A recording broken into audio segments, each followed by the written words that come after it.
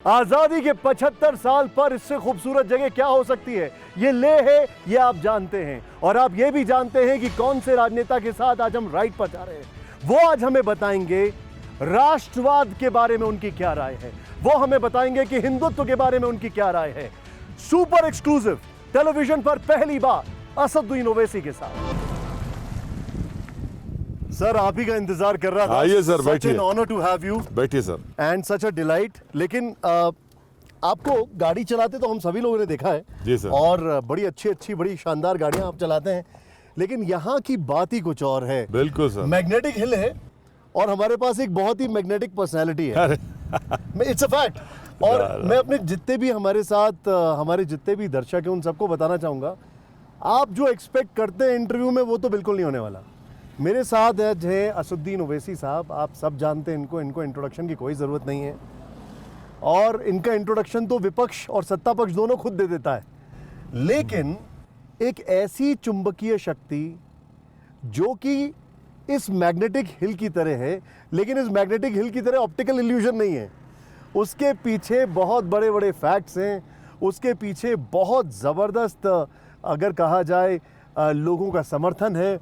जैसे हैदराबाद, मुंबई, बिहार, यूपी और अब गुजरात की तरफ भी कूच कर रहे हैं। बिल्कुल बिल्कुल। गुजरात की तरफ भी कूच कर रहे हैं। तो अब ये सिलसिला शुरू कर दें और आइए सर चलते हैं। सर, सबसे पहले तो एक चीज़ बताइए मुझे कि 75वीं वर्षगांठ है आज़ादी की, अमृत महोत्सव है, इतना अच्छा मौका है और एक तरफ पाकिस्तान, एक तरफ चीन। हाँ। मुझे एक बात बताइए, राष्ट्रवाद की अगर बात होती है तो ओवैसी साहब वो राष्ट्रवाद को कैसे देखते हैं? वो इस चीज़ को कैसे असेस करते हैं, कैसे समझते हैं? सर, मेरा मानना यह है कि मेरा राष्ट्रवाद यह है कि हमारा जो वतन अजीज़ है, जो देश है, दुनिया में कोई ऐसा मुल्क नहीं है ना देश है। और इस मुल्क के नेशनलिज़म की सबसे अहम खुसूसियत और वजह यह है कि इस देश का कोई रिलीजन नहीं है। यहाँ पर हम बेशुमार सौओं की तादाद में ज़बानें हैं, हज़ारों की तादाद में कल्चर है,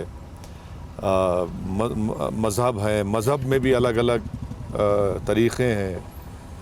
तो मेरे लिए यही बहुत बड़ी चीज़ है, यही हमारा नेशनलिज़म है। और जैसा कि गांधी ने कहा था कि आप हिंदू और मुसलमान हैं, मगर नेशनलिज़म का डेफिनेशन गांधी ने सही बताया कि आप अपनी आइडेंटिटी को नहीं खोते हैं। गंगा और जमुना मिलते हैं मगर वो अपनी शनाख्त को नहीं खोते हैं। तो ये क्या आप ये कहना चाहते हैं कि नेशनलिज्म में हर चीज़ डिसॉल्व हो जाती है और वो बनाता है नेशनलिज्म? ना, डिसॉल्व नहीं होता है। वो अपनी अपनी आइडेंटिटी को रखता है। यही इस वतन अजीज़ की खूबसूरती है कि इसका हमारे नेशनलिज्म का मतलब ये नहीं है कि एक रिलीजन, एक लैंग्वेज, एक कल्चर, बल्कि हम लोग इन तमाम रिलीजन कल्चर्स को सेलिब्रेट भी करते हैं और उस पर लोग कायम भी रहते हैं। लेकिन मुझे एक चीज़ समझाएं, आपको नहीं लगता है कि राष्ट्रवाद एक ऐसा सब्जेक्ट है जिसके ऊपर आपसे तो लोग बात ही नहीं करते हैं? ये थोड़ा वियर्ड नहीं लगता है? जब भी बात होती है और इश्यूज़ की, हिंदू मुसलमान का इशू होगा तो ओवैसी साहब से बात करने लग जाते हैं। राष्ट्रवाद को लेकर आपसे कोई बात क्यों नहीं करता है? राष्ट्रवाद के ताल्लुक़ से तो हमको तो एंटी नेशनल कह दिया जाता है, तो फिर बात ही क्या होगी? जब आप हमको किसी को एंटी नेशनल कह देंगे तो फिर बात ही नहीं होगी। आपको एंटी नेशनल जो लोग कहते हैं, आपने ये समझने की कोशिश की कि उनका इसके पीछे प्रेमाइस क्या है? क्यों उनको लगता है एंटी नेशनल? क्योंकि मुझे याद है, मुझे कई सारे बयान आपके याद हैं जब आपने वेहमेंटली पाकिस्तान के अगेंस्ट में बोला है। आपने कहा ये मेरा मुल्क है, मैं यहीं रहूँगा, मैं पाकिस्तान की निंदा करता हूँ, कई बार आपने बोला है। तो अब उन लोगों का ज़्यादातर एक तो उनकी हेट्रेड है, उनका हेट्रेड के साथ साथ वो समझते नहीं हैं और जो उनको बतला दिया जाता है उसी के मुताबिक वो इस तरह की बकवास करते रहते हैं। मगर चलिए, अच्छा है आज आपसे बात हो रही है इस बारे में। ओवैसी साहब, अगर मैं इस चीज़ को थोड़ा सा एलैबोरेट होकर समझना चाहूँ, क्या आपको लगता नहीं है कि एक बहुत ही मिसकंस्ट्रू इमेज जारी है नेशनलिज्म की, जहाँ पर अगर आप सपोज किसी भी चीज़ के खिलाफ में बोल रहे हैं जो कि सही नहीं हो रहा है, मैं आपको मिसाल के तौर पर देता हूँ, अगर आपने महंगाई के बारे में बोला, अगर आपने कुछ दिक्कतों के बारे में बोला, अगर आपने कुछ और चीज़ों के बारे में बोला, तो धीरे धीरे वो चीज़ें ड्रिफ्ट कर जाएंगी, वो आपको नेशनलिज्म,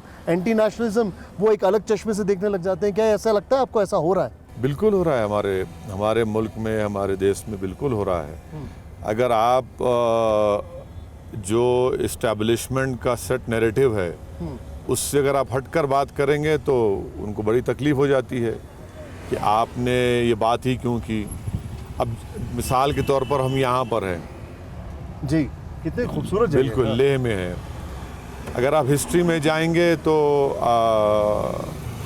औरंगज़ेब ने ही यहाँ पर फ़ौज भिजाकर, जो तिब्बत से लोग आ गए थे यहाँ के राजा को तंग करने के लिए, तो औरंगज़ेब ने फ़ौज भिजाई। अब आप ये बात अगर कर देंगे तो बोलेंगे देखिए ये तो मुग़लों की बात कर रहा है, औरंगज़ेब की बात कर रहा है। तो राष्ट्रवाद में सच्चाई तो बयान करना पड़ेगा। नहीं, लेकिन देखिए, अब आपने औरंगज़ेब का जिक्र किया, अब जैसे आपके जो भाई हैं वो औरंगज़ेब की कब्र पर गए तो उसको बड़ा इशू बनाया गया, लेकिन औरंगज़ेब को क्या आप नेशनलिस्ट मानते हैं? क्या आप मानते हैं राष्ट्रवादी भारत के प्रति, या औरंगज़ेब को आप उस नज़रिए से देखते हैं जिस नज़रिए से उसको पोर्ट्रे किया जाता है? मेरी नज़र में हमारी हिस्ट्री का एक हिस्सा है औरंगज़ेब, उसको कोई डिनाई नहीं कर सकता है। एब्सोल्युटली, ठीक है। मेरी नज़र में आज औरंगज़ेब की अहमियत नहीं है। अगर कोई अपने आप को नेशनलिस्ट कहता है, पेट्रियोटिक कहता है, तो औरंगज़ेब से बड़ा मुद्दा आज 28% नौजवानों की बेरोज़गारी है। ये नेशनलिज्म का डिमांड है।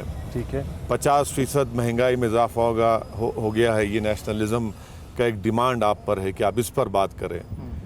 तो और अगर आप उससे ज़्यादा अगर आप जाएंगे तो नेशनलिज्म अगर आप देखेंगे तो